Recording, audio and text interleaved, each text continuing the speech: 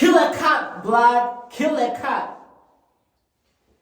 There may be an ongoing court case involving Canadian rapper Drake and Ghanaian rapper Obrafour. And I say may because I haven't heard about that case in a while. But whatever is happening, I don't care who wins the case.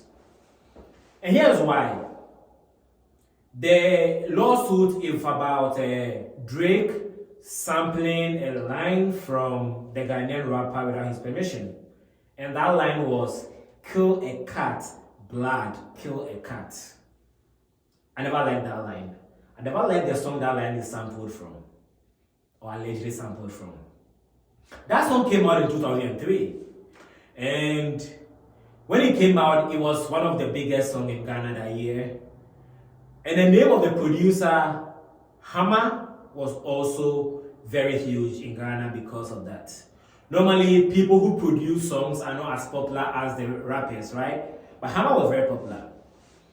And in 2003, the car brand Hammer also released Hammer 3. And for some reason, Ghanaians love tracks the way Southern Americans love tracks. So Hammer 3 was popular in Ghana too. And somebody insulted me that my head was like the car hammer. And that insult metamorphosed from the car hammer to people start calling me Hammer. And that insult metamorphosed from Hammer to people start singing the song whenever they saw me. So I'll be working, minding my business, trying to be a good neighbor. I mean, I was up to no good at that point, but maybe I was being a typical teenager, and then I'll hear someone going, kill a cat, blood, kill a cat, pom pom, and start singing the beats, right? And the worst form was, there was a line in the song where the rapper started by mentioning the year, Execution Entertainment. His label was Execution Entertainment. And people would be like, Execution. Execution. So whenever I heard the word execution and people moving their head, I was so mad about it. So I never liked that song at that time. And that song was not the only thing people used to, insult me.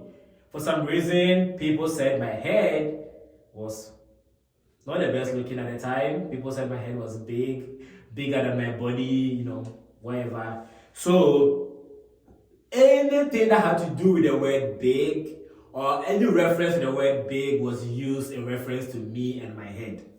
So in 2005, there was this Nigerian movie that came out called Egg of Life. And then there was an egg in the movie, huge egg. Ghanaians love egg, but this egg was very huge. So people started calling me Egg of Life. And then I was in boarding school in high school, and one time my dad came to look for me and was like, I'm looking for Anthony, blah, blah, blah. And then people were like, I don't know who that is. And then he was told that my name was Egg of Life, and then he said he was looking for Egg of Life, and everybody knew who I was. I was quite popular in high school. So my dad did not like the name Egg of Life. So he asked me to get people to stop calling me Egg of Life. And I thought, kids are mean. You're not going to get boys to stop calling you a nickname just because you don't like the nickname. You just have to roll with it. But my friend CMF at the time came up with another name for me. So instead of Egg of Life, he used to call me Egoli. So I was like, I can get the whole school to start calling me Egoli instead of Egg of Life. How do I do that? Music. Kill a cat, blood, kill a cat. So in my high school, there were a lot of rap cliques that were like very, hot on campus. We were in boarding school, and that's how we entertained ourselves, rapping for each other, rap battles. It was always fun. And so I joined a rap clique called School of Entertainment, SOE. And I wrote a rap. In the rap, I said, Egoli of SOE. Talking about LOVE. I don't remember the rest of the rap, but I remember there was this girl called Juliet. So I used to like her, so I was like, Egoli of SOE, talking about LOVE, blah blah blah blah blah Julie. And it was so popular. People started calling me Egoli of SOE, that preacher, which was another rap I did. Babu the Moon also from another rap. So Egg of Life kind of died down and Egoli became popular because I gave people something more fun and entertaining than Egg of Life. I changed the name.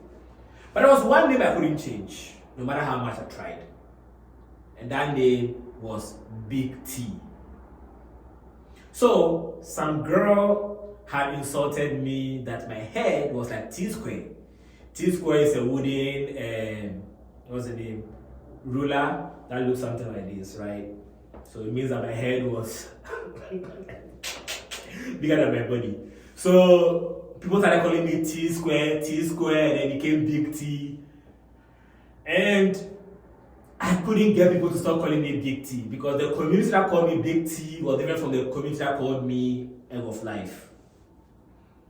So I thought the only way to change Big T is to change the meaning of Big T.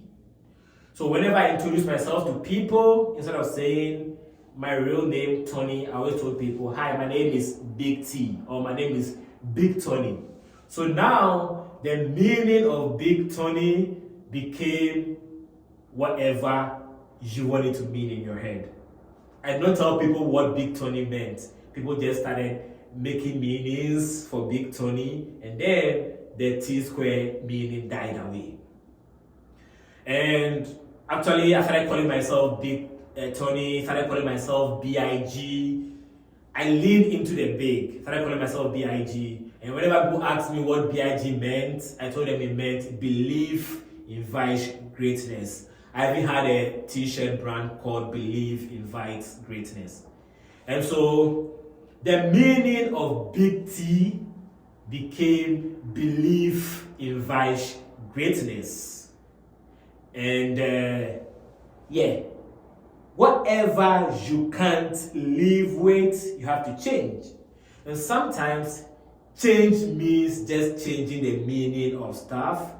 Change also means changing the utility of stuff, right? Why am I telling you this? I'm telling you this because I read the story of the STANLEY Quencher. And this cap was developed like over 100 years ago, targeted mainly at men who did outdoor work. So men who did outdoor work needed a way to keep their water at the same temperature it was when they started working, or coffee or whatever.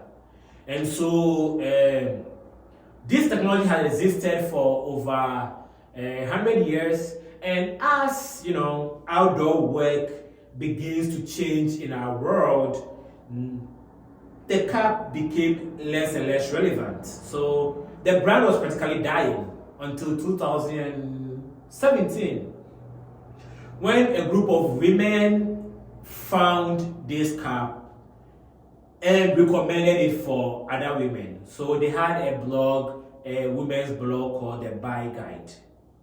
And they told other women that, yo, this cap is the ish. The STANLEY Quencher, that is the ish, because it has a bottom that is small enough to fit inside your car cap holder. It has a handle that you could hold while holding your handbag, and it has a straw you could drink from while driving.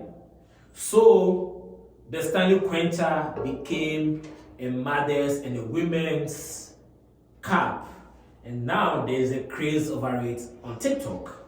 It started with this group of women seeing a product that existed 100 years ago and said, this could mean something else. What is the problem you are trying to solve? Think about it. There may be a solution out there that you just have to repurpose. Repurposing is the new wave. That's what I believe. Creativity is just the ability to repurpose a product that existed before you. Creativity is repurposing. Creativity is repurposing. creativity is repurposing. So drinking my tea in a Stanley cup